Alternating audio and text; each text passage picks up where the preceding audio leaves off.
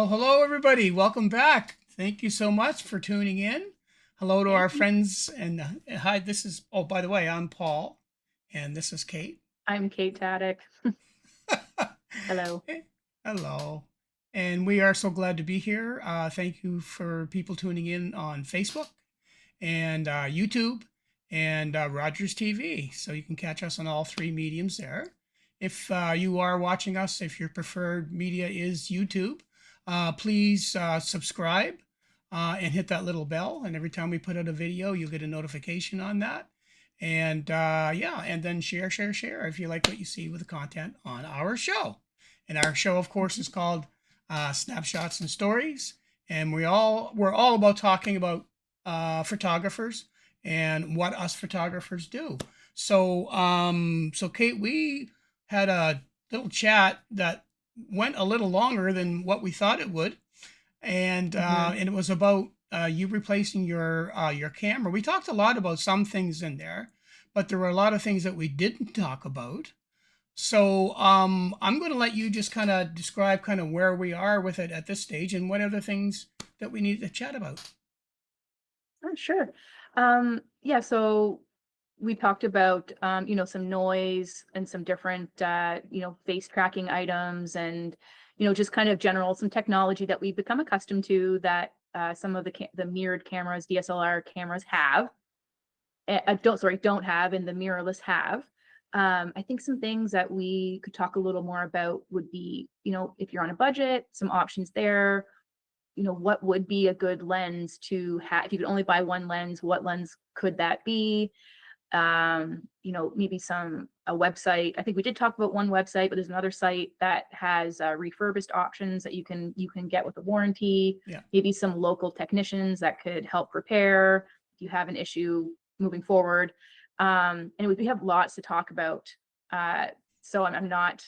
I know we have no shortage of information to pass along and discuss. So yeah. Absolutely. Okay, well let's talk about where you are right now in your journey. So the things that we covered the last time, and I actually wrote down some of the things that we actually covered. We talked about for you, you were having some trouble with the weight of the camera. It's relatively heavy and it's giving you some physical problems that you have to deal with, as well Mhm. as your lenses because they are a larger lens. And we talked about noise. You were having noise problems with your camera shutters clicking and that kind of stuff. We talked about the weight that, your ability not to be able to screen pinch or have touch sensitive Yes. screen on the back of your camera. Yes, Uh, exactly. yeah, Yes. so we talked about that. Yeah. I don't know if we talked about the The articulating screen doesn't screen. flip. Right. I don't know, but I don't think we yes. did. So tell us Yeah. The what you electronic do. Do you have your viewfinder. camera right there? Yes. So Well, tell we us both about heavy.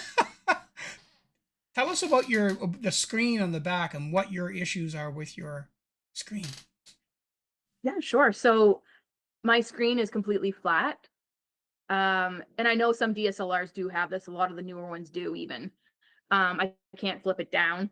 I can't turn it around. Um, for those of you who watched season 2 of the Shutter Speed photo competition, you saw me literally laying down in the wet sand in order to get those really low shots when a lot of other cameras you can flip your screen down and it'll make you not have to literally get into the water. Yeah, and then also my viewfinder, it's just a viewfinder. It's not, I can't really see. There's no tracking or anything on that. It's just like a Okay. hole to look through to see the composition. So Yeah. yeah, All right. that's where I'm at with that.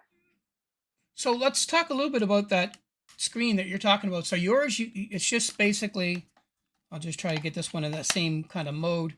So yours is just like that, and that's it. That's all you do. So you can't electronically go in and zoom like we do on our phones and all that stuff. And for you, it's No. vital because you said you went home and you had what you thought was your money shot, and when you got it home, you realized that when you blew it up, it wasn't quite what you needed to be.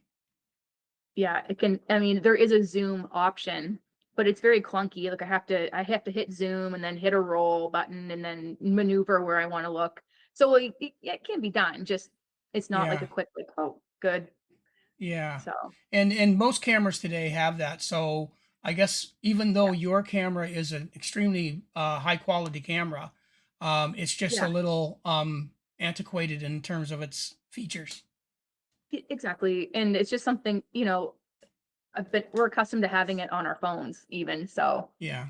it's hard to not have it on such Yeah, a it's almost important a technology. natural yeah, it's a natural I thing to do now, know. isn't it? So Yes, it with is, that and I screen I that you're yeah. talking about, so this for those who Mhm. don't know, when you're going to buy a camera, if you haven't already gotten one, there I go. So this is the articulating screen that Kate was saying she wished she would have had, and it would have made her life a lot easier, and it does. So if I'm short, I'm about 5 foot nothing, and because of that, when I'm at Walmart, I got to get tall people to get stuff off the shelf. Otherwise, I become a shelf monkey, and I got to go climb and get it myself. So when you're taking photography and you're in crowds, especially at concerts, you got a lot of tall people in front of you. So what you have to do with in Kate's case, you wouldn't be able to put that camera up because you couldn't see what you're shooting. But with this one, that screen, Mm, you can actually flip that down, put your camera up, and you can actually look so right good. underneath and see everything. Or in Kate's case, when she was on the show, she could have put the camera right at sand level and had the screen facing up, and it really it makes a huge difference. Just that one feature alone will make Mhm. your life Yeah, so much easier as a photographer, especially as you get older, when you don't bend and twist as well as you do when you're young. sure, So that in of itself is a big plus. So that's huge. one of the things that Kate wants to replace. What was the oh, you were talking about maybe eye tracking. Why would that be important to you? Eye tracking is so important, I found with group photos, Hmm. so family photos, group photo wedding photos, super handy. Um, I can't think of any photo with a person in it where it just wouldn't enhance Yeah. that, the photo. So, yeah, 'cause I find too, if you're not in the right focal length, like if you have a narrow focal point, you can really mess up group photos. And it was I've used cameras, just to see, like, friends' cameras or whatever that have it, and, it makes a huge difference. Yeah. And, I Yeah. think some of the new models might even have smile detectors as Yeah. well, so it's pretty I think a lot of phones even have that. It's amazing how much of a difference that makes. You're absolutely right. So for those who don't know what eye detect is, it's a little feature that puts a little tiny single point focus on. If I took a picture, say of Kate, it would focus immediately on her eye, and it would stay there. So if I have it on eye Mhm. detect, and I also if I have it on tracking, and what tracking is, it means that if I'm taking a photo and I'm trying to follow Kate, instead of me having to follow and refocus every time, as soon as I've got that locked on her eye, I got mine set up on the back of my camera. There we go. That I've got this button here. I push once I've got my focus in on an eye. I push that button and that tracks. I can take my hand off the focus and everything, Very and nice. as she moves around Okay. the room, it follows her. So long as she's looking at me, and I've got her eye in the view of the camera, it'll stay locked on that eye. Now, what's cool about that too, not only is it good for humans, but it's good for animals. So if you're somebody out there and shooting wildlife, like I do a lot of, I do exactly the same thing, but I have to switch it from people to animals. And when I do that, I can lock on a bird's eye. And once I've got that bird's eye locked, and if it's moving That's around the pond or amazing. whatever, it just stays locked That's on it and it stays focused Wow. on it. So it's absolutely Wow. wonderful. So That that's a is feature that Kate doesn't have. That no. that would be it would be stupendous for you, especially if you've got, say, the bride and groom just finishing the ceremony. Now they're walking toward you. You're catching them Mhm. walking up the aisle. They just got married. They're Sure. happy, and people are kind of moving stuff. Well, what that does is because your eye locked, it'll also, as they're walking toward you, keep them in focus, so you don't have to keep refocusing as they're coming closer, and that's Yep. huge. So anyway. Yeah. Yeah, no, it's yeah, it's quite a feature.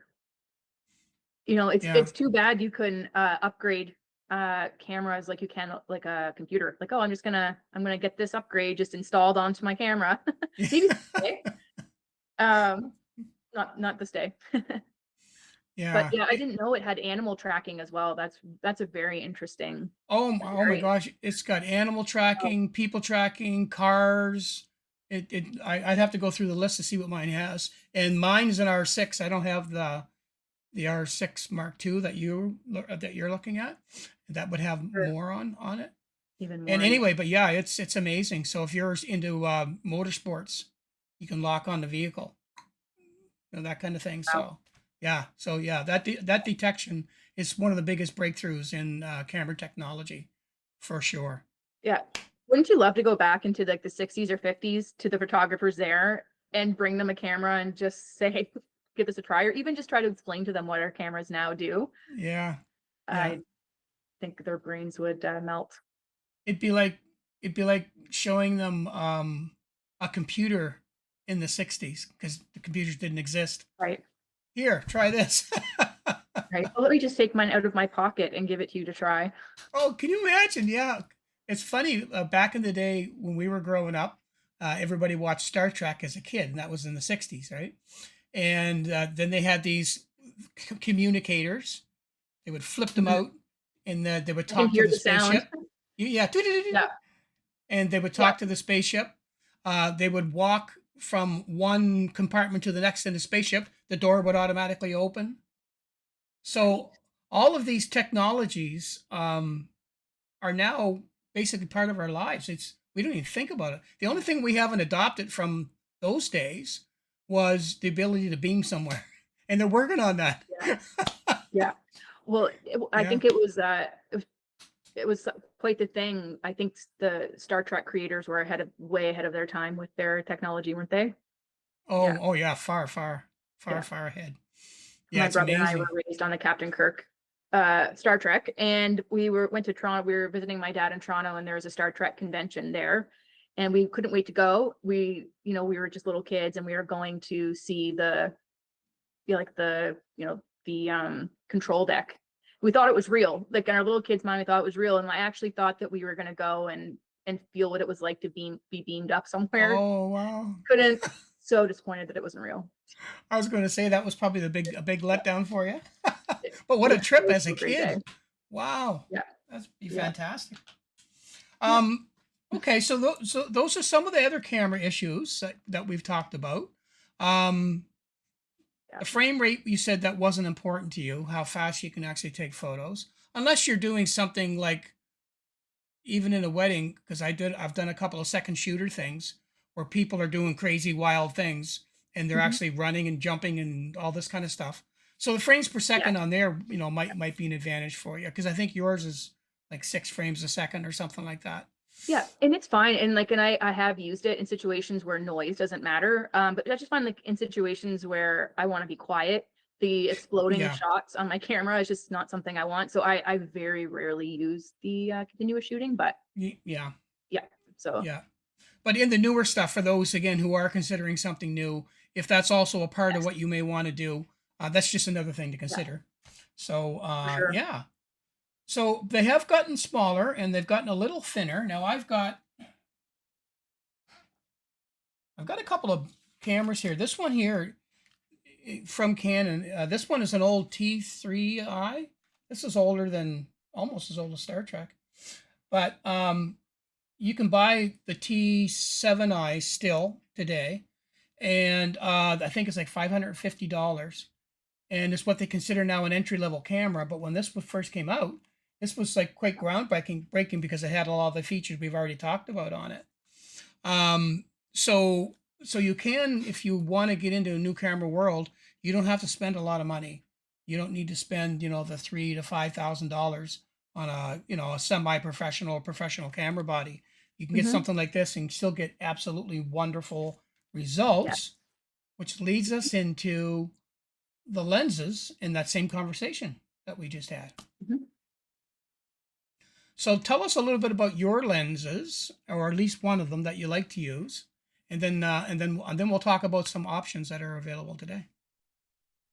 Well, I feel my most versatile lens as far as quality, as far as composition and as far as weight, I really do love my 50 millimeter. Mhm. I've talked to a lot of photographers and they all love it for different reasons. I think yeah, I've had it cleaned and tightened even a few times by this wonderful camera repairman in Fredericton. Mhm. I thought I'm rough on my equipment. They get dropped, they get put in the bag without a lens cap on. I thought my lens was, probably lost me. He's like, nope, just gotta clean it up, gotta tighten it up. And he did that. But yeah, so anyways, to answer your question, yeah, I feel like it's a 50. I think I read somewhere that it does kind of mimic the human eye, like what we see is at the best at any focal uh length for a lens. So maybe Mhm. that could explain why it just seems so, I don't know, I just intuitively go to it. And I've never really put it into words. Which you're so good at asking me questions that make me explain things that I've been doing for years without really knowing why. So, yeah. What do you think? What's yours? Well, it's funny. Yeah, the 50 mil is something that I was just reading an article earlier today, and just looking over. What would if somebody was to start out with their very first camera, and they could only have one focal length? What would it be? And overwhelmingly, it was the 50 millimeter. That's the one that they Cool. Yeah. suggest that you start with if you're going to use a prime lens. A prime lens meaning that just a lens with one focal length that doesn't zoom in or out. So there are some alternatives out there. Now I know the one that you have is your stick of butter, you call it. That one in your 85. They're both 1.2 f ratio, I think, Yeah, my 50 is 1.4. or 1.4. Heavy. Probably Yeah, like like pounds. yeah, like that's uh but what you can shoot with that is amazing. A lot of people don't stay at 1.4 because they want a little bit more depth in their shots. Yes. Excuse me, and you can change the aperture on yours to get that if you want it. Oh But yeah. it's just Oh knowing yeah. that you've got that buttery background, the way that you love it, just knowing that that's there and how you use it so much as you do, for you, it's a must. Now, if I'm somebody starting out and I just bought a camera body and I didn't buy it with a lens, you can get these little lenses. They call them Nifty 50s, and you can get them for EF or mirrored. Can I'm just going to show. I just have a Canon sample because that's what I use, but you can get them for any brand, and all they are, they're just like a little, almost like a pancake lens, and it's a 50 millimeter. It's got a really small objective, so when you look at the front of it, it doesn't have a whole lot of glass in the front, but you can see by those blades on the inside, that thing, if I was able to put that in and turn it on, that'll open up. This goes right down to F2. I believe this is an F2. No, sorry, F1.8. The other one's an F2. Nice. So Good deal. F1.8 on a nifty 50 with a ring control on it and everything else. And so this is a beautiful little lens for mirrorless cameras. This is designed for mirrors, but you can get them for mirrored. And $299. That's so And good. so if you're going out there and you're starting in the camera DSLR or mirrorless world, go out there and get yourself a nifty 50, and it is an absolutely wonderful, wonderful lens. It's not going to give you the same quality like the one that Kate has, but for those who are shooting, I don't Oh know. yeah. There's going to be a lot of cases you're not going to see the difference. Yeah. I know. It would be interesting on an episode to do side by side Comparison. and Yeah. see, and don't like I could do a set and get you to pick, and you could do a set and get me to pick, and see if we can actually pick out the difference. Yeah. That's a really good idea. When you get the bigger glass, the more expensive stuff, well, then now you got a huge piece of glass there. And this It's is another crazy how different prime. it looks. Yeah, this is an 85 millimeter. This is one I think that Kate has too. I think you got the 85 and the 50. Yes. So that just goes on the front. So there's basically what's hanging on the front of your camera. Oh, if I get that so you can see better. And that's an 85 millimeter. Now this one, in to buy this one in the mirrorless is going to run you around $3,000. But They've even got an alternative 85. Let me show you this one. This one is really cool because I use this one a lot on my R6. This is mirrorless as well, and this is an f2, but they also call it macro. All that means is that you can get it a little closer up to something, and when you take a picture, you don't have to pull it way back before you get in focus. It has a much shorter focal distance where you can get in and get your picture. So they gave it the macro name. But if you look at, even when we take that off, it's still got a fair sized piece of glass on the front. F2 is nothing to sneeze Yeah. at. You know, you can No, get some not at really all. beautiful bokeh with f2. It's nice Yeah. and light, and it's also stabilized, which is nice. Oh, very So nice. yeah, Thank so if you. you're shooting in low light and for some reason you got to slow your shutter down, you can Mhm. still stabilize your lens, and you can hand hold with it and be able to shoot at a slower shutter speed to allow a little more light if that's what you need to allow your light Oh, in. great. So yeah, so that's another alternative. Those were, I don't know, probably $500-$600. Hmm. Nice for an f2 Yeah. 85 mil. Yeah, I don't know if this is still true, but when I was just starting out in Canon, and even when I was using Rebels, Walmart sold that Nifty 50 for years Mhm. in their electronic section. So, and so did Best Buy. So I found that Nifty 50 that was, you could grab that anywhere in a pinch, not have to wait for shipping or anything. Absolutely. Yeah, and Yeah. that's a good Yeah. point. That's a good point. If they are readily available at most places that sell camera goods. Sure. So if you go Yeah. to, in your case, you mentioned Henry's last time, Yeah. Best Buy, Halifax is um, the closest Henry's to us, right? Henry's, yeah. Okay, There's there's a number of Ivan's and places. Harvey's. Ivans in Yeah. Moncton, Harvey's in Fredericton. Oh, Harvey's, sorry. Yes, Ivan's Moncton, Harvey's Harvey. Yeah. Yeah. Okay. So Yeah. in our area, there's quite a few places Yeah. that you can get that. One of And my favorite pictures you I mentioned, Kate, too, about a getting used stuff at a store. oh yeah. You want to talk Mhm. about that? Yeah, just a quick little thing though on Canon Rebels and Nifty 50. I took it to Toronto, again, another Toronto story with me years ago. And I Hmm. took one of my favorite street photos ever taken. The Before Toronto switched over to the new streetcars. It was an old streetcar coming down the middle, the the lights, everything. It was just the traffic parted in such a perfect way. Hmm. Um, I have that blown up as a canvas, like 3x5 in my living Oh, room. That was a Canon Rebel baseline, and a Nifty 50 blew up so nicely. No distortion, nothing. So it'd be interesting to talk about that another episode talking about pixels, because it was literally the cheapest equipment I could find. yeah. And I've taken that canvas with me and put it up in my living room at every place I've ever lived. So Wow. anyways, yeah. So refurbished equipment I've also used and gotten from B&H, I think it's .com. They have a wide selection of, it's all, you can get brand new stuff too, but they have this great refurbished section, and it's different stages of refurbishment. You can get like new, show signs of wear. And I do believe that they all do come with a year warranty. Don't quote me on that. I'm pretty sure though there is some form Yeah. of warranty there. Um, but I've gotten equipment there from all stages in that refurbishment kind of level Hmm. and never had an issue. Yeah. Got years of use out of them. So it's a great option to check out. Yeah. Well, that's So the neat thing about camera stores is because yeah, they sell so much, people are always trying to upgrade. So now a lot of them have adopted the trade-in yeah, thing. So there's sure. always, yeah, and like you said, they put a warranty on it so that if you're not happy with it or if you want to trade it up or whatever, it gives you the opportunity to try it Mhm. and not be stuck with it, or buy something that you Yeah, buy privately. You're kind of taking a chance because with lenses, anything could be wrong with them that may not show up right away. So yeah. No, I'm so hesitant to buy anything off like Marketplace or anything.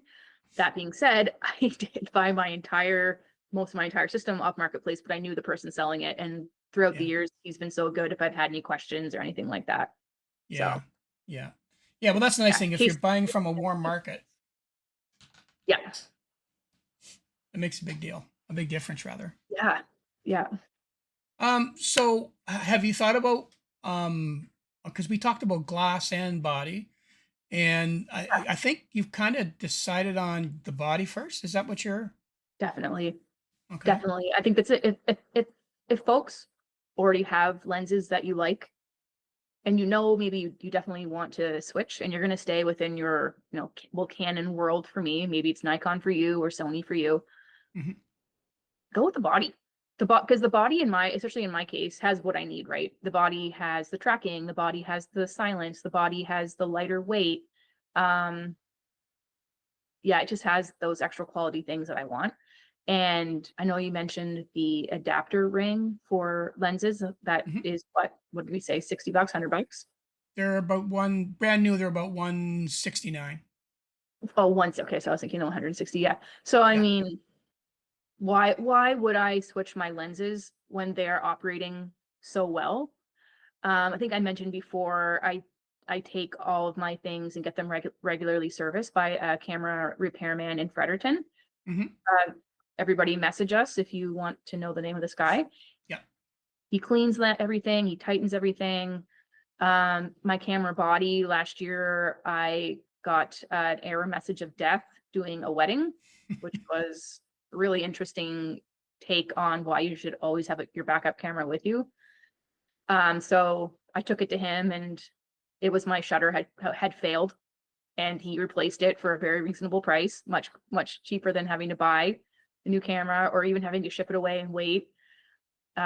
So yeah, so anyways, body first, and then also keeping up on maintenance with what I do have is key and moving forward for anybody really. Because I feel it's a shame that we've gotten away as a society from, the mom and pop repair shops, and it's harder to repair your own things, Hmm. more and more so as things go electronic.